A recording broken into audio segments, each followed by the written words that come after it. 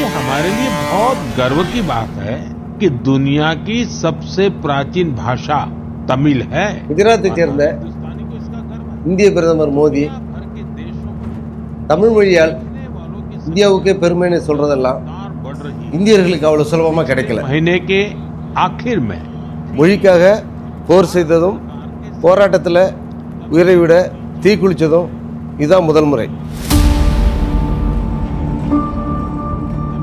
என்னோட 5 ஆண்டு கால ஆய்வு பயணத்தில் போராட்டத்தில் ஈடுபட்ட மனிதர்களை சந்தித்த போது இதை நான் புரிஞ்சுக்கிட்டேன்.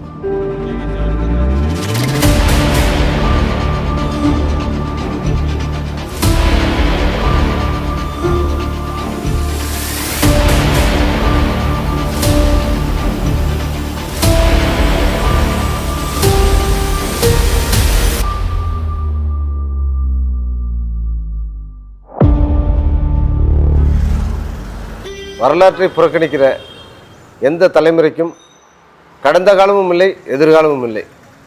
இதை புரிஞ்சிக்க ஆரம்பிக்க போது தான் நான் ஆய்வாளராக மாற தொடங்கினேன்.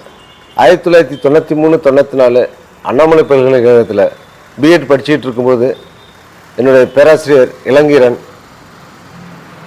உலகத்தில் படித்த பல்கலைக்கழகத்துக்கு முன்பு ஒரு சிலை இருக்குன்னா அது ராஜேந்திரனுக்கு தான் அப்படி என்று சொல்ல கேட்டிருக்கேன்.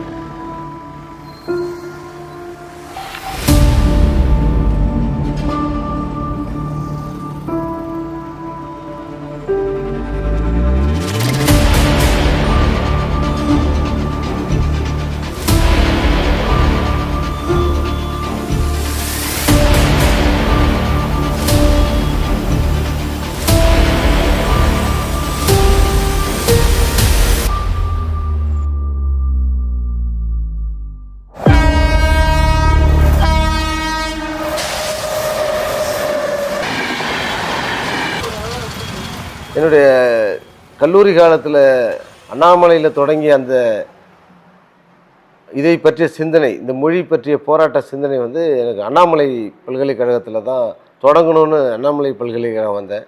மாணவர்கள் பட்டியல் எடுத்தேன். அதில் வந்து துப்பாக்கி சூடு நடந்த நேரத்தில் யார் யாரெல்லாம் இருந்தாங்க அப்படின்னு ஒரு பட்டியல் இடும்போது அந்த உடனடியாக துப்பாக்கி சூட்டில் இருந்த ராஜேந்திரன், அதுக்கடுத்து துப்பாக்கி சூட்டில் படுகாயமடைந்த நெடுமாறன், அவரோட கூட படித்தவர்கள், அவருடைய அண்ணன் மகிழன், அவங்க அண்ணனை சந்தித்தேன். ஆனால் அவங்களுக்கு வந்து முழுமையான போராட்டம் நடந்ததை பற்றி முழுமையாக தெரியல. அப்போ யார் போராட்டத்தில் ஈடுபட்டாங்க அப்படின்னு நேரடியாக வரும்பொழுது ஆங்கிலத்துறை பேராசிரியராக இருந்த திருமாவளவனை சந்தித்தேன். அவர் இந்த துப்பாக்கி சூட்டில் தடியடிப்பட்டு காயம்பட்டு ரத்தம் சிந்திய ஒரு மனிதர். அவரை சந்திக்கும்போது அவர் சொல்ல ஆரம்பித்தார், தமிழ்மானுடைய ஒரு வெளிப்பாடாக ஒன்று சொல்லணும்னு சொன்னோம்னா, அரவாணன், மீகண்டான், திருமாவளவனாகிய நான் 3 பேருமே வந்து எங்களுடைய பேரை வந்து தனித்தமிழ் பேராக மாற்றிக்கிட்டோம். எங்கள் பழைய பேர்லாம் வேறு வேறு.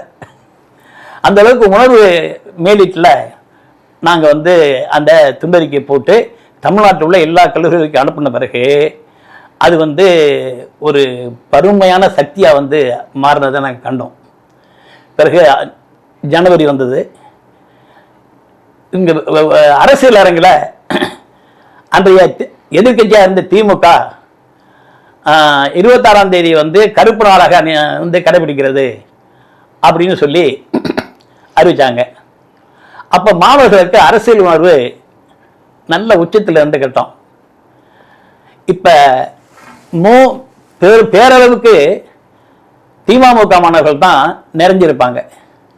ஆனால் நான் வந்து அந்த கருத்தில் வந்து திமுகவில் கிடையாது. நான் பெரியார் பற்றாளராக மாணவர் பருவத்திலிருந்தே வளர்ந்தவன்.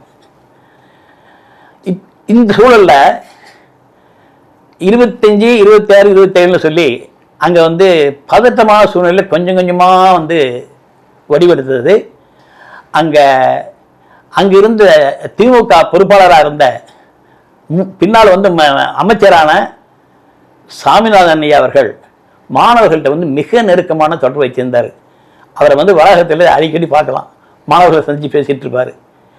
இன்னும் சொல்ல போனாலும் சொன்னோம்னா, மாணவர்கள் வந்து தன்னெழுச்சியாக இந்த போராட்டத்தில் வந்து இறங்கினாலும் கூட வந்து தோழமை சக்திகளாக இருந்தவர்கள் வந்து அவர்களுக்கு வழிகாட்ட தவறவில்லை. அதில் வந்து நான் முன்னாள் அமைச்சர் சாமிநாதன் அவர்களை வந்து ஒரு பெருமதிப்புக்குரிய ஒரு அமைச்சராக நான் கருதுகிறேன். அப்போ வந்து பல்கலைக்கழகத்தினுடைய ஒட்டுமொத்த எண்ணிக்கையே வந்து 2000-3000 தான். இப்போ பல்லாயிரங்களாக பெருகிடுச்சு. அதிலே வந்து 1500லேருந்து 2000 மாணவர்கள் இருப்பாங்க அப்படின்னு கணிப்பு. என்னுடைய கணிப்பு வந்து ஒரு 1500 பேர் இருப்போம். எல்லாரும் வந்து காலையில் ஒரு 8 மணிக்கு மேலே அங்கே சாஸ்திரி ஹால்னு சொல்லுவாங்க, அதுதான் வந்து நிர்வாக கட்டடம். அதுக்கு நேர் இருக்க வந்து நூலகம். அன்றைய விசி சிபி ராமசாமி ஐயர் பேரில் தான் அந்த நூலகமே இருக்குது இன்றைக்கும். அங்கே எல்லாரும் கூடி அந்த பெரிய ஊர்வலத்தை வந்து தொடங்கணும். அதற்கு முன்னால் சொல்ல வேண்டிய செய்தி ஒன்று இருக்குது. நாங்கள் துண்டறிக்கப்பட்டதாக சொன்னோம்ல, அந்த துண்டறிக்கையை பல்கலைக்கழக வளாகத்தில் பல இடங்களையும் ஒட்டினோம். மாணவர்கள் வந்து உணர்ச்சி மேலீட்டில் என்ன செஞ்சாங்கன்னா, அந்த துண்டறிக்கையிலே எழுதுவாங்க, எம்எஸ்சி ஜியாகிரபி தயார், பிஎஸ்சி பாட்டனி தயார் அப்படின்னு அப்படியே எழுதுவாங்க. அந்த அளவுக்கு உணர்வு எழுச்சி இருந்தது. அந்த உணர்வு வச்சு அந்த ஊர்வலத்தை எங்களால் பார்க்க முடிஞ்சிச்சு. ரொம்ப நல்ல முழக்கம் போட்டுக்கிட்டு போயிட்டு இருந்தோம். அந்த முழக்கத்தில் வந்து குறிப்பிடத்தக்கது என்ன அப்படின்னு சொன்னோம்னா, தமிழ் வாழ்க இந்தி ஒழிகைங்கிறது ஒன்று, உயிர் தமிழுக்கு உடல் மண்ணுக்கு அப்படிங்கிற முழக்கம் வந்து விண்ணை பறந்தது. மாணவர்கள் வந்து அங்கேருந்து கிட்டத்தட்ட 2-3 கிலோமீட்டர் இருக்கும் நாங்கள் அந்த இது ரயில்வே ஸ்டேஷனை அடையிறதுக்கு. அந்த அளவுக்கு நாங்கள் ஊர்வலம் போயிட்டுருக்கோம். போயிட்டு இருக்கும்போது என்ன செஞ்சிட்டாங்க காவல்துறையினர், எங்களுக்கு நோக்கம் என்னன்னு சொன்னோம்னா, இந்த ஊர்வலம் வந்து நகரில் இந்த சிதம்பரம் நகரில் போய் வலம் வரணும் அப்படிங்கிறது எங்களுடைய திட்டம். ஆனால் என்ன ஆகுதுன்னு சொன்னோம்னா, அங்கே ரயில்வே கேட்டை வந்து காவல்துறையினர் பூட்டிட்டாங்க. பூட்டிட்டு அதற்கு மேலே போகக்கூடாது, எங்களை அனுமதிக்க கூடாதுங்கிறது தான் அன்றைய காவல்துறை அரசினுடைய நோக்கு. மாணவர்கள் வந்து நிறைந்த அளவுக்கு கிட்டத்தட்ட அங்கே போகும்போது எங்களுக்கு ரயில்வே கேட்லேருந்து ஒரு 50 அடிக்கு முன்னாலேயே எங்கள் தடுத்து நிறுத்திட்டாங்க. நிறுத்தினது மாணவர்கள் ஏற்கனவே கொந்தளிப்பாக இருக்கிற காலத்தில் வந்து அந்த காவல்துறை தடுத்ததில் வந்து கடுமையான சீற்றம் சினம் மாணவர்கள் பக்கத்தில் வந்துருச்சு. அதன் விளைவு என்னாச்சுன்னு சொன்னோம்னா, அப்போ அந்த கட்டத்தில் வந்து நான் அந்த 50 அடி தூரத்தில் இருக்கேன். நான் என்ன செஞ்சாங்க, அந்த சால் இருமடங்கும் வந்து அந்த கரவை கற்கள் இருந்துச்சு, சால்வு போகிறதுக்கான கற்கள். அதில் ஒரு சில மாணவர்கள் வந்து காவல்துறை இந்த அளவுக்கு அடக்குமுறையை வந்து கட்டமைத்து விடுது அப்படிங்கிறதுனால அந்த எரிச்சலில் அந்த கோபத்தில் கல் எடுத்து காவல்துறை மேலே எரிய ஆரம்பித்தாங்க. ஓடின மாணவர்கள் தான் அந்த கருங்கல் ஜல்லியிலேருந்து அந்த ஜல்லிக்கல்லை எடுத்து காவல்துறைக்கு வந்து எரிஞ்சாங்க. அது எரிஞ்ச உடனேயே கொஞ்சம் கூட தாமதம் இல்லாமல் உடனடியாக தடியடியில் இறங்கிருச்சு காவல்துறை. தடியடியில் இறங்குறது என்ன ஆகுதுன்னு சொன்னோம்னா, மாணவர்கள் வந்து உடனே செதறி ஓட ஆரம்பிச்சிட்டாங்க.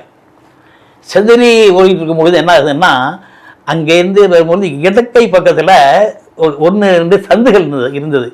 மாணவர்கள் வந்து ஓடி ஒளிகிற கட்டத்தில் அந்த சந்துக்குள்ளே போயிட்டாங்க. சந்துக்குள்ளே போனால் அந்த சந்து வந்து அதுக்கு மேலே போகிறதுக்கான வழி இல்லை, அங்கே அடைப்பட்ட சந்து. போன மாணவர்கள் திரும்பி வர வேண்டிய ஒரு சூழல் ஆயிடுச்சு. எல்லாம் திரும்பி வருகின்ற பொழுது அந்த வாயில் நின்றுக்கிட்டு காவல்துறையினர் இது குண்டாந்தடிகளால் மாணவர்கள் தலையில் பொட்டு பொட்டு பொட்டுன்னு தட்டுறானுங்க. மாணவர்கள்லாம் தலையில் வந்து கடுமையாக அடிபட்டு ரத்தம் ஒழுகுது, அலறிட்டு ஓடுறானுங்க. இப்போ நானும் வந்து இதே மாதிரி ஒரு சந்துக்குள்ளே போகிறதுக்கு முயற்சி செஞ்சேன். கூட்டத்தில் போக முடியலன்னு நேராக போயிட்டேன். ஆனால் அந்த அடி அந்த இடத்துல எனக்கு விழலை. ஒரு நேராக போயிட்டோம். நேராக போகும்போது ஒரு கிடத்தில் போய் நின்னோம். நின்று திரும்பி நாங்கள் காவல்துறையை வந்து மோத வேண்டிய சூழல் வந்துருச்சு. ஆனால் பேரளவு மாணவர்கள் வந்து போயிட்டாங்க. ஒரு சில மாணவர்கள் தான், அந்த 1000-1500 பேரில் ஒரு 1000 பேராவது போயிருப்பாங்க. ஒரு இந்த 500 பேருக்குள்ள மாணவர்கள் வந்து என்ன செஞ்சோம்னு சொன்னோம்னா, திருப்பி அடித்தோம். நாங்கள் அடிக்கிறது அவங்க அடிக்கிறது அப்படின்னு. இதில் என்ன ஆகுதுன்னு சொன்னோம்னா, ஒரு கட்டத்தில் இது கிட்டத்தட்ட எனக்கு தெரிஞ்சு ஒரு 3/4 மணி நேரத்துலேருந்து 1 மணி நேரம் வளர்ந்து 3/4 மணி நேரம் குறைஞ்ச அளவுக்கு ஒரு 1 மணி நேரம் அளவுக்கு அந்த சண்டை காவல்துறைக்கு மாணவர்களுக்கு இடையில வந்து அந்த மோதல் நடந்தது இருக்கு. என்ன ஆகுதுன்னு சொன்னோம்னா, காவல்துறை வந்து இந்த கரும்புகை அதை வந்து அடிக்கிறாங்க. அடித்ததையும் அதை வந்து அதில் வந்து குறிப்பிட்ட சில மாணவர்கள் என்ன செஞ்சாங்க, அதை கையால் இருந்து திரும்ப காவல்துறைக்கு கிடைச்சாங்க. அது வந்து அந்த காட்சி ரொம்ப நெகிழ்ச்சியான காட்சி. அந்த அளவுக்கு மாணவர்கள் வந்து துணிஞ்சு இறங்கினாங்க. இல்லை கூடுதலாக ஒரு செய்தியை சொல்லணும். என்ன அப்படின்னு சொன்னால், அங்கேருந்து நாங்கள் ஊரில் வந்துட்டு இருக்கும்பொழுது எங்கள் வலப்பக்கத்தில் வந்து ஒரு மளிகை கடை இருந்தது. ஒரு சில மாணவர்கள் டக்குன்னு அங்கே போய் வாங்கடா வெங்காயத்தை கையில் எடுத்துங்கன்னா அவர் பையன். எனக்கு புரியல. அவன் தேர் கேஸ் எல்லாம் அடிச்சானுங்கன்னா, ஏன்னா வெங்காயத்தை கண்ணில் புரிஞ்சுக்கங்க, எஃபெக்ட் இருக்காது அப்படின்னா. இந்த வரலையும் எனக்கு அது வந்து வியப்பாக இருக்குது. என்ன இந்த அளவுக்கு மாணவர்கள் தயாராக இருந்திருக்காங்களே அப்படின்னு. அதுவே நாங்களும் வந்து வெங்காயத்தை எடுத்துகிட்டு போனோம். பிறகு வந்து இந்த வந்து கரும்பு இந்த தேர் கேஸ் அடிக்கின்ற பொழுது கண்ணில் நான் புரிஞ்சு விட்டுக்கிட்டேன். எனக்கு எஃபெக்ட் இல்லை. எனக்கு இன்னமும் எனக்கு அதுக்கு அறிவியல் காரணம் இன்னும் புரியல எனக்கு எப்படி அப்படின்னு. அந்த அளவுக்கு வந்து எழுச்சியாக இருந்துச்சு. பிறகு கடைசியில் ஓரத்தில் நின்று போட்டோம் சண்டை. அதாவது எங்களுக்கு துரத்திக்கிட்டு கிட்டத்தட்ட வந்து ஒரு 500 மீட்டர் வந்து காவல்துறை எங்களை துரத்திட்டு வந்துடுமா. அந்த மளிகை கடைக்கு எதிர்க்கு வரிசையில் தான் வந்து ராஜேந்திரன் சுட்டுக் கொல்லப்படுறான். அந்த இடத்துல ஒரு பெரிய மரம் இருந்தது. அந்த மரத்தை வந்து இலையா வச்சுக்கிட்டு அங்கேருந்து நாங்கள் நகரமாக அடித்தோம். அதில் வந்து ரொம்ப முன்னிலையில் இருந்தது வந்து தைனேஸ்வரன். அப்போ வந்து அவர் வேளாண் பல்கலைக்கழகத்தை படிச்சுட்டு இருந்தார். பின்னால் ஒரு IAS ஆஃபீஸர் ஆனார். இப்போ இப்படி பார்க்கும்பொழுது நாங்கள் நண்பர்கள் எடுத்துக்கிட்டோம்னு சொன்னோம்னா, ஏற்கனவே நான் குறிப்பிட்டேன். காப்பா அரவணன்னு சொன்னேன், இறைக்குருவன் சொன்னேன், அடுத்தது மெய்கண்டான் அப்படின்னு சொன்னேன். அதே மாதிரி இப்போ கவிஞர் பழமலை அங்கே வந்து எங்கள் அணியில் இருந்தவர். கூடுதலாக திருநாவுக்கரசன் ஹிஸ்ட்ரி டிபார்ட்மெண்ட்டில் வேலை பார்த்து காஞ்சிபுரத்தில் வேலை பார்த்துட்டு காஞ்சிபுரத்தில் இருக்கிறாரு, உடல்நல குறைவாக இருக்கிறார். இப்போ அதேமாதிரி சோம தேவராஜன் ஒருத்தர் கும்பகோணம் பக்கத்தில் வந்து நாச்சியார் கோயிலில் இருக்கிறாரு. அதே மாதிரி வந்து ராமலிங்கம்னு இப்போ வந்து மதுரையில் இருக்கிறாரு. இந்த தோழர்கள் எல்லாமே வந்து சேர்ந்து தான் வந்து நாங்கள் அந்த ஒரு முன்கை எடுத்து அதை கொண்டு போனோம். இதற்கு இடையில் கடலூரில் இருந்து நம்ம பெருஞ்சி தருனார், துரைமாணிக்கம்னு அவருக்கு பேர். பெருஞ்சி தருனார் வந்து தென்மொழி பெருஞ்சி தருனார் எங்களை அண்ணாமலை பல்கலைக்கழக வளாகத்தில் வந்து 2 முறை சந்தித்தார். முதல் முறை சந்திச்சுட்டு போயிட்டார். இதுமாரி வந்து இந்திய போராட்டத்தில் வந்து நம்ம களமாட வேண்டியிருக்கு, எல்லாம் தயாராகுங்க அப்படின்னு செய்தியை சொல்லிட்டு போயிட்டார். பிறகு வந்து அதை ஒட்டி இந்த போராட்ட காலத்தை ஒட்டி அவர் வந்து ஒரு துண்டறிக்கை கொண்டு வந்து எங்களுக்கு கொடுத்தாரு. ஒரு வெளியில் சிறப்புல உள்ள ஒரு கை அளவுக்கு உள்ள ஒரு துண்டறிக்கை. அது அந்த துண்டறிக்கையுடைய வாசகங்கள் வந்து கொஞ்சம் அரசாங்கத்துக்கு அறைகூல் இருக்கிற மாதிரி இருந்தது. அதில் எனக்கு நினைவில் இருக்கிற வாசகம் ஒன்று, ஆட்சி வண்டி புரளும், அமைச்சர்கள் தலைகள் உருளும் அப்படின்னு ஒரு வரி. அதில் இதுமாரி வந்து ஒரு எழுச்சி விட்டக்கூடிய இது செய்திகள் அங்கே இருந்ததுனால அவர் எங்களுக்கு என்ன சொன்னார் அப்படின்னு சொன்னால், இதை நீங்கள் வந்து தமிழ்நாடு முழுவதும் இங்கே உள்ள மாணவர்கள் அங்கங்கே போய் பரப்பணும். அப்படி பரப்பும்போது காவல்துறையில் நீங்கள் சிக்கக்கூடாது. அதனால் என்ன செய்கிறீங்க அப்படின்னு சொன்னோம்னா, இப்போ 2வது ஷோ சினிமாவுக்கு போங்க, என்ன உங்கள் பாக்கெட்டில் இதெல்லாம் போட்டுங்க, போட்டுட்டு முடிஞ்சால் ஒரு சைக்கிளில் போங்க. சைக்கிளில் வரும்போது கொஞ்சம் அரை இருட்டாக இருக்கிறதுல அப்படியே வந்து அந்த துண்டறிக்கையை போட்டுருங்க அப்படின்னு எங்களுக்கு வந்து அறிவுறுத்தினார். இதுமாரி நாங்கள் வந்து மாணவர்கள் வந்து கோவை, சென்னை, இதுமாரி மதுரை, இதேமாரி சில இடங்களுக்கு நாங்கள் போனோம். இப்போ என்னுடைய பொறுப்பு வந்து சிதம்பரம் தான். சிதம்பரத்தில் என்னோட வந்து கண்ணன்னு ஒரு மாணவர், அவர் பின்னால் வந்து ராசிபுரத்தில் தமிழ் ஆசிரியராக இருந்து தமிழ் பேராசிரியர் வந்து ஓய்வு பெற்றவர். நானும் அவன் தான் வந்து இந்த சிதம்பரத்தில் வந்து அந்த துண்டறிக்கை போகணும். அந்த துண்டறிக்கை போடுறப்ப நாங்கள் என்ன பண்ணோம்னா, சேயோன்னு ஒருத்தர் இதில் இருந்தார், பொறியியல் கல்லூரியில். அவருடைய அறையில் நாங்கள் தங்கி சந்தித்து அந்த துண்டறிக்கைக்கு பின்னால் வந்து பசையை தடவிட்டோம். அதே மாதிரி ஒரு 5-10 துண்டறிக்கையை வந்து சின்ன சின்ன கட்டாக கட்டி வச்சுக்கிட்டோம். வச்சுக்கிட்டு ரயில்வே ஸ்டேஷனுக்கு போய் என்ன பண்ணோம்னு சொன்னால், ட்ரெயின் போயிட்டு இருக்கும்போது அந்த ஒவ்வொரு பெட்டிலையாக வந்து அதை தூக்கி போடுறது, படித்து பாருங்கன்னு அப்படி வந்து மக்கள்கிட்ட பரப்பணும். அப்புறம் ஸ்டேஷனில் வந்து வண்டி நிற்கிறப்ப நாங்கள் வந்து ட்ரெயினில் ஏறி பாத்ரூமில் வந்து ஏற்கனவே இப்போ பசை தண்ணி வச்சுருந்தோம் இல்லையா, அது கொஞ்சம் தண்ணியை தட்டி அப்படியே பாத்ரூமாக ஒட்டிட்டு வந்துட்டோம். இப்படி வந்து காவல்துறையில் சிக்காமல் அந்த பணிகளை எங்களால் செய்ய முடிஞ்சிச்சு. இந்த துண்டறிக்கை வந்து காவல்துறையினால் வந்து கைப்பற்றப்பட்டு, ஏன்னா இதை பரப்புனவர்கள் தேடிக்கொண்டு இருக்கிறார்கள் அப்படின்னு சொல்லிட்டு மறுநாள் இதழ்களில் வந்துச்சு, 4 இதழ்களில் வந்துச்சு. அது ஒரு செய்தி. இப்போ இந்த துப்பாக்கி சூடு நடந்தது, நான் சொன்னதில் 3/4 மணி நேரம் 1 மணி நேரம் காவல்துறையில் வந்து போராடணும்னு. அப்போ அந்த துப்பாக்கி சூடு நடந்த உடனேயே அவன் 2 பேர் வந்து பாதிக்கப்பட்டிருக்காங்க. அவன் எத்தனை குண்டு பயன்படுத்தினா எங்களுக்கு தெரியல. ஏன்னா அங்கே இடத்திலே வந்து விழுந்து வந்து தியாகி ஆனவன் வந்து மாணவர் ராஜேந்திரன். அப்படி அப்புறம் புலவர் பிடித்து கொண்டு இருந்த நெடுமாறன் வந்து எனக்கு வந்து பழக்கமான தோழர், மாணவர் தோழர். ரொம்ப அற்புதமான மாணவர், நல்ல உணர்வாளர், நல்ல தேக்கு மர உடல் கட்டு உள்ளவர். அதை நான் சொல்ல வேண்டியிருக்கு. அவருடைய தோளில் வந்து கொண்டு பாஞ்சிருச்சு. அந்த துப்பாக்கி சூடுன்னு சொன்ன உடனே நாங்கள் வந்து காவல்துறையில் வந்து போராடினதுலேருந்து பின்வாங்கி எங்களுடைய பின்வாங்கி நாங்கள் போகும்போது எங்களுக்கு தெரிஞ்ச செய்தி என்னன்னு சொன்னோம்னா, அந்த பல்கலைக்கழக பதிவாளர் மீனாட்சி சுந்தரம் அவர் தான் வந்து இந்த போலீஸ் துப்பாக்கி சூடுக்கு வந்து ஒப்புதல் கொடுத்தவர் அப்படிங்கிற செய்தி வந்து மாணவர்கள்ட்ட பரவிச்சு. பரவுனதே மாணவர்கள் போகும் அப்படியே வந்து அங்கே ரிஜிஸ்ட்ரார் பதிவாளர் மாதிரி திரும்பிடுச்சு. நேராக வந்து பதிவாளர் வீட்டுக்கு அந்த கூட்டம் அப்படியே போகுது.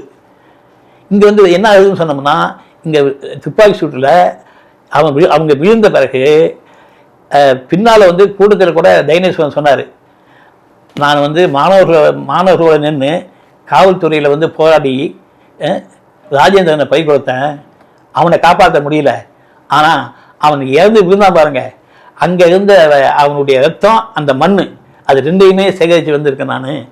அது அடுத்த ஆண்டு நினைவு நல்லா சொல்கிறாரு. அந்த மண்ணை சேகரித்து கொண்டு வந்து இப்போ அண்ணாமலை நகர் மண்ணில் வந்து அதை தெளிக்க அந்த ராஜேந்திரனுக்குள்ள அந்த உணர்வலைகள் வந்து பொங்கி பெருகட்டும் அப்படின்னு சொல்லி அந்த கூடத்தில் சொன்னார். அந்த கூடத்தில் வந்து பிரிஞ்சுட்டு இருந்தாரும், கலந்துக்கிட்டார். இது ஒரு கட்டம். பிறகு இங்கே மாணவர்கள் இந்த கோவம் திசை திரும்பின பிறகு நேராக வந்து பதிவாளர் வீட்டுக்கு போய் பதிவாளர் வீட்டுக்குள்ளே போந்து இந்த ரேண்ட் சாக்னு சொல்கிறாங்க பாருங்க, கம்ப்ளீட்டாக சூறையாட்டி பல்கலை வீட்டில் உள்ள பொருள்களாக தூக்கி வந்து வெளியில் போட்டு அந்த இது அங்கே அஞ்சலகம் இருக்குது, அந்த அஞ்சலகத்துக்கு முன்னால் போட்டு எல்லாத்தையும் கொளுத்து விட்டாங்க. கொளுத்தின பிறகு தான் அவங்க கோவம் கொஞ்சமாவது அடங்குச்சு. அதற்கு பிறகு 1 மணி நேரம் 1 மணி நேரத்துக்கு பிறகு தான் எல்லாரும் அவர்களுடைய அறைக்கு திரும்பணும். இதுதான் அதனுடைய பின்புலம்.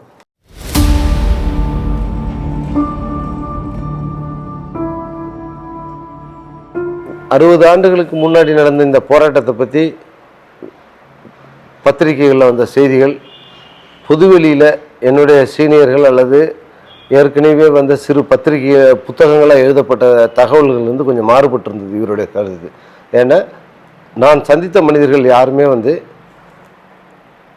பென்ஷனோ இல்லை வந்து தமிழ் அறிஞர்கள் என்றோ அந்த அந்த அரசு பட்டியலில் இல்லாதவங்க. நான் இப்போ என்னுடைய முயற்சி என்பது விடுபட்ட தகவல்களை பதிவு செய்வதற்காக தான் இந்த ஆய்வை தொடங்கினேன். அதுக்கு நல்ல ஒரு விளைச்சலை கொடுத்த மாதிரி முதல் சந்திப்பு இவர், 2வது சந்திப்பு சிவசு என்கின்ற சிவசுப்ரமணியன். அவங்க தான் வந்து எப்படி மாணவர்கள் சட்டபூர்வமாக எதிர்கொண்டோம் அப்படிங்கிற தகவல் சொன்னார். இதுதான் வந்து இப்போ இப்போ இருக்கிற ஜென்ரேஷனுக்கு தேவைப்படுது.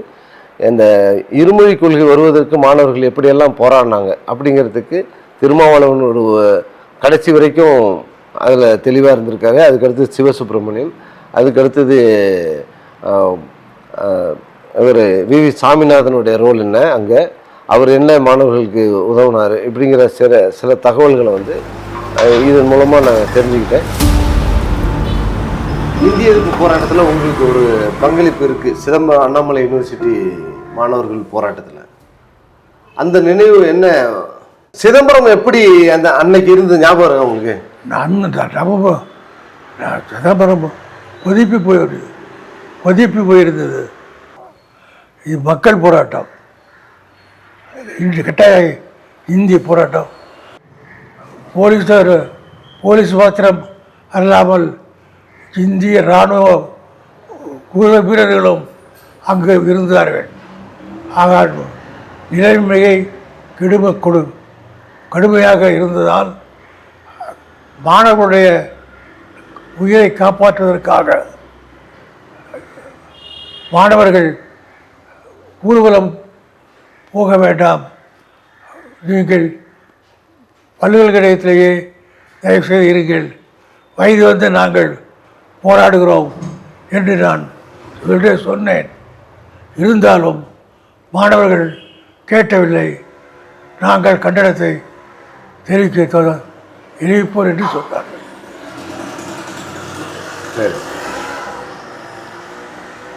அப்போ அதுக்கு பிறகு திரும்பி சிறைக்கு வந்துட்டீங்க. அதுக்கு பிறகு சிறைக்கு வந்துட்டீங்க. உடனே வேறு வேறு வேறு வழி மாணவர்கள் கடமை சிதம்பரம் நகருக்குள் வந்து தங்களுடைய கண்டனத்தை தெரிவித்து கண்டிப்பாக செய்வோம் என்று சொல்லுகிற பொழுது வேறு வழி இல்லை. திரும்பி வர என்னை போலீஸார் ஜெயிலுக்கு அழைத்து வந்து விட்டார்கள். என்னை ஜெயிலுக்கு அவர்கள் அழைத்து வந்து ஜெயில் நுழைவாயில் சப்ஜெயில் உள்ளே வந்து நுழைவதற்குள் துப்பாக்கி சத்தமிட்டது. துப்பாக்கி சுட ஆரம்பித்து விட்டார்கள். போலீஸு யார் துப்பாக்கி பிரயோகம் செய்ய அனுமதி கொடுத்தார்கள் என்று கேட்டால் சரியான பதில் சொல்லவில்லை. போலீஸார் இவர்கள் நாங்கள் தான் செய்து விடுகிறார்கள், சிலர் முதலமைச்சர் உத்தரவு சொன்னார் என்று சொல்லுகிறார்கள்.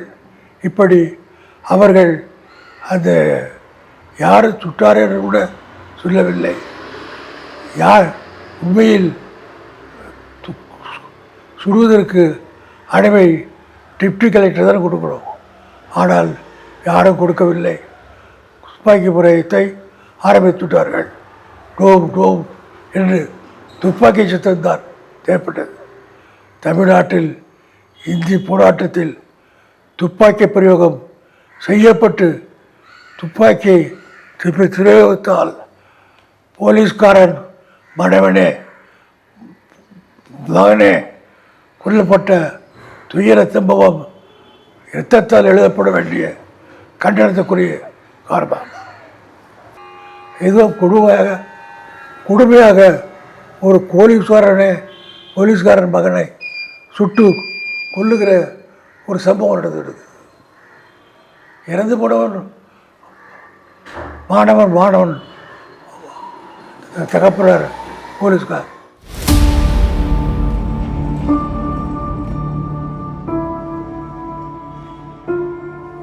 இதில் என்னென்னா 25ஆம் தேதி நடந்த போராட்டத்தில் உள்ளூர் காவல்துறை இருந்தது.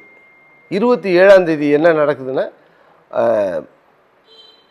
ஆந்திராவிலேருந்து கொண்டு வரப்பட்ட ஆந்திராவிலேருந்து கொண்டு வரப்பட்ட ஒரு படையணி அங்கே நிற்கிது. அதனால் அந்த மாணவர்களை தடுப்பது என்பது தமிழ்நாடு காவல்துறை இல்லை. அந்த காவல்துறைங்கிறது இந்த பசங்க என்ன சொல்கிறாங்க, என்ன பேசுகிறார்கள், என்ன நோக்கம் என்பதே அவர்களுக்கு மொழி புரியாத ஆந்திரா ரெஜிமெண்ட்டு. அதுங்கிறதுனால மாணவர்களுக்கும் அந்த ரெஜிமெண்ட்டு டீமுக்கும் இடையில் மோதல் ஏற்படுது. திடீர்னு துப்பாக்கி சுடு நடத்தப்படுது. அந்த வான் நோக்கி தொட்ட துப்பாக்கி அதுக்கு அடுத்தது மாணவர்கள் நோக்கி சுடும்போது 2 பேர் நேரடியாக பாதிக்கப்படுறாங்க. ஒன்று ராஜேந்திரன் என்கின்ற மாணவர், இன்னொருத்தர் வந்து நெடுமாறன் என்கின்றவர். அந்த மாணவர் சுடப்பட்டு அவருடைய தோளில் துப்பாக்கி கொண்டு பாய்ந்து பின்பக்க முதுகு வழியாக போய் அவர் மயக்கம் அடைஞ்சிடுறாரு. அவர் இறந்துட்டாருன்னு கொண்டு போய் ஜிஹெச்சில் போட்டுடுறாங்க. பிணவரையில் இருக்கிறாரு. உங்கள் அப்பா இந்திய எதிர்ப்பு போராட்டத்தினுடைய அடையாளங்களில் ஒருத்தருங்கிறது என்னோடய ஆய்வில் தெளிவாக தெரிஞ்சுது. என்னென்னா, அவர் துப்பாக்கி குண்டு பாய்ந்து அதுக்கான வடுக்களோடு இருந்தார். அவர் அந்த வடுக்களை பற்றி அவர் எப்போது உங்கள் குடும்பத்தினரோ அல்லது யார்கிட்ட பேசுவாரா? அப்பப்போ கேஷுவலாக பேசுவார் சார். என்கிட்ட பேசியிருக்காரு. எங்கள் அப்பா வந்து எப்பவுமே அதிகமாக பேச மாட்டார். உங்கள் அப்பா இது போல் குண்டடிப்பட்டார் தெரிய மாட்டாரு. அப்போ தான் நான் ஆச்சரியமாக கேட்டேன், எங்கள் அப்பா என்ன குண்டடிப்பட்டிங்களா? அப்போ கொஞ்சம் கொஞ்சம் கதை சொல்ல ஆரம்பித்தார். இது போல் நான் வந்து படிக்கிறப்போ இந்திய போராட்ட போய் நின்றுட்டு இருந்தேன். இங்கே எனக்கு சுட்டுட்டாங்க போலீஸ்காரங்க, வலது தோளில் அப்புறம் வலது தொடையில் 2 குண்டு பாஞ்சிச்சு எனக்கு. என்ன அப்படியாப்பா? நான் அப்படியே ஒரு சர்ப்ரைஸாக கேட்டேன். ஆமாப்பா, அப்படியாப்பா? ஆமாடா, எதுக்காக பண்ணீங்களா போராடினீங்கன்னு கேட்டேன். ஏடா இது போல் இந்தி வந்து ரொம்ப திணிச்சாங்க. அதனால நாங்களாம் எங்கள் ஸ்டூடெண்ட்ஸ் எங்கள் ஃப்ரெண்ட்ஸ் எல்லாம் சேர்ந்து எதிர்த்து போராடணும். நான் முன்னாடி நின்று இருந்தேன். என் கூட ஒரு ஃப்ரெண்டு வந்திருந்தார். அவர் அந்த இடத்துல முன்னாடி படுத்து இறந்துட்டார். அப்புறம் வந்து என்னை வந்து ஹாஸ்பிட்டல் திரும்ப சேர்த்தாங்க. அங்கே வந்து என்ன பண்ணாங்கன்னா வந்து உயிர் போயிடுச்சு சொல்லிட்டு டிக்ளேர் பண்ணிட்டாங்க. சொல்லிட்டாங்க டாக்டருங்கெல்லாம். இந்த பக்கம் தாத்தா பாட்டிக்கெல்லாம் சொல்லிட்டாங்க. நான் எழுதிட்டு இருந்தாங்க, ஊர் ஃபுல்லாக எழுதிட்டு இருந்தாங்க. அப்புறம் திடீர்னு வந்து அங்கேருந்து ஊர்லேருந்து தாத்தா வந்தார். தாத்தா வந்து 2 நாள் இருந்தார். அப்புறம் வந்து ஏதோ ஒரு டாக்டர் எதாச்சியாக வந்தார். அப்போ வந்து எனக்கு மூச்சு இருந்தது. மூச்சு இருக்குது, சரி ஓகே மூச்சு இருக்குதுன்னு சொல்லிட்டு மறுபடியும் வந்து ஹாஸ்பிட்டல் கொண்டாந்து ட்ரீட்மெண்ட்லாம் பண்ணாங்க. இப்படி தான் போயிடுச்சு. நான் வந்தேன். நான் ஒரு ஸ்டோரியாக ரொம்ப டீட்டெயில் சொல்ல மாட்டேன் சார். ஒரு ஹை லெவலில் சொல்லுவார். அவள் தான் அது. அப்படியாப்பா எப்படிப்பா அந்த என்ன எனக்கு ஒன்றும் தெரிலடா. சுட்டுனா நான் மயங்கி வந்துட்டேன். ஒரு குண்டு இந்த பக்கம் பாஞ்சு அப்படியே பார்த்துங்க தான் சொன்னாங்க. குண்டு இந்த பக்கம் பாஞ்சு அந்த பக்கம் வெளியே போச்சு. ரத்தம் அப்படியே பக்கெட்டு பால் கொட்டிச்சுன்னு சொல்லிட்டு இருந்தாங்க. எனக்கு தெரில. ஆனால் சொல்லுவாங்க. அதுக்கப்புறம் நேராக வந்து ட்ரீட்மெண்ட் ஒரு மாதம் 2 மாதம் இருந்தேன். நான் அங்கே நல்லா கவனித்தாங்க. யாரெல்லாம்ப்பா வந்தாங்கன்னு கேட்டேன். எம்ஜிஆர் வந்தார், கருணாநிதி வந்தார், அண்ணாதுரை வந்து பெரிய பெரிய தலைவர்கள்லாம் வந்து பார்த்தாங்கடா சொன்னோம். அப்போ சொல்லிட்டு இருந்தார் சார். அவர் இதுதான் சார். அவர் உடல் ரீதியாக எப்படி கஷ்டப்படுங்க? உடல் ரீதியாக அவர் கொஞ்சம் நடக்கிறதுக்கு சிரமப்படுவார் சார். அவர் ஏன்னா தொடையில் பாஞ்சு ஒரு குண்டு வந்துச்சு சொன்னார். அவர் மெதுவாக தான் நடப்பார். இப்போ நம்ம ஒரு 10 அடி எடுத்து வச்சோம்னா அவர் 2-3 அடி தான் வைப்பார். ரொம்ப ஸ்பீடெல்லாம் போக மாட்டார். ரொம்ப மெதுவாக தான் நடப்பார். இங்கே வந்து அவருக்கு கொஞ்சம் தூக்குறதுக்கு கொஞ்சம் சிரமப்பட்டார். வெளியே சொல்லிக்க மாட்டார். ஏன்னா இந்த எலும்பு இருக்குல்ல, எலும்பு கீழே தான் குண்டடிப்பட்டது அவருக்கு. அதனால் வந்து அது கொஞ்சம் சிரமப்படுவார். இப்போ தூக்குறதுக்கு மரீன் போடுறதுக்கெல்லாம் வந்து சிரமப்பட்டு தான் படுவார். அதெல்லாம் ஸோ கொஞ்சம் பெயினாக தான் இருந்தார் ரொம்ப. ஆனால் வெளியே காமிச்சிக்கிறது இல்லை அவர் யாருக்கிட்டமே. உடல் ரீதியாக நமக்கு பார்க்க முடிஞ்சது. நல்லா தழும்புலாம் நல்லா பெரிய தழும்பு, பின்னாடி பெரிய தழும்பு இருக்கும் சார் அவருக்கு. ஆனால் இங்கே வந்து மறைஞ்சிச்சுன்னு தெரில. ஆனால் பின்னாடி பார்த்தீங்கன்னா சரி பெரிய தழும்பு அது. அதாவது சொல்லுவார், இந்த வழியே தான்டா புல்லட்லாம் வெளியே குண்டு பாஞ்சு வெளியே போச்சுன்னாரு. அது உடம்புல நிற்கலையா சார். அது பாஞ்சு வெளியே போயிடுச்சு. அந்த ஸ்பீடு அது. அதுதான் சொல்லிட்டு இருந்தார் சார். அது இதனுடைய தொடர்ச்சியாக எனக்கு தெரிய வந்து ஏன் இந்த அண்ணாமலை பல்கலைக்கழகத்தில் ஏன் இந்த போராட்டத்தை மாணவர்கள் அதிகமாக முன்னெடுத்தார்கள் அப்படி என்ற உள்ள ஆய்வுக்கு உட்படுத்தும் போது இது வந்து உலகத்திலேயே முதல் முறையாகன்னு சொல்கிறாங்க. அல்லது இந்தியாவின் முதல் முறையாக ஒரு மொழிக்காக தன்னுடைய உயிரை முதலாக வழங்கிய சின்னசாமி, இந்த போராட்டத்தினுடைய தொடக்க புள்ளி வந்து சின்னசாமி தான் அப்படிங்கிறத இந்த எப்படி ஏன் போராடினீர்கள் என்று இந்த ஆசிரியர்களுக்கு இந்த மாணவர்களிடையே கேட்கும்போது அவர்கள் வந்து தங்களுடைய தாக்கம் வந்து சின்னசாமி 1964 ஜனவரி 25ஆம் தேதி திருச்சியில் தன்னுடைய உயிரை மாய்த்து கொண்டு பெட்ரோல் ஊற்றி தன்னை எரித்து கொண்டு அண்ணாவுக்கு ஒரு கடிதம், தன்னுடைய உறவினர்களுக்கு 2 கடிதம், நண்பருக்கு ஒரு கடிதம், இந்த 3 கடிதத்தின் மூலமாக அவர் இந்த சமூகத்துக்கு என்ன சொன்னார் அப்படிங்கிறத அந்த சின்னசாமியோட இறப்பு தான் இந்த மாணவர்களை வந்து போராட தூண்டி இருக்கு.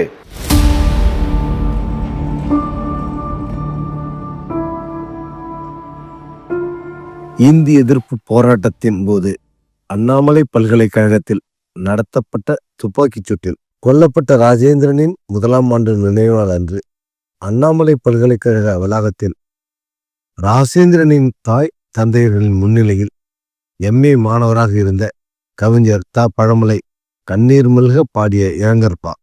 எல்லாரும் இவ்வுலகில் இறந்தொரு நாள் போவதுண்மை என்றாலும் நீ இறந்த இறப்பினிலே தான் பெருமை.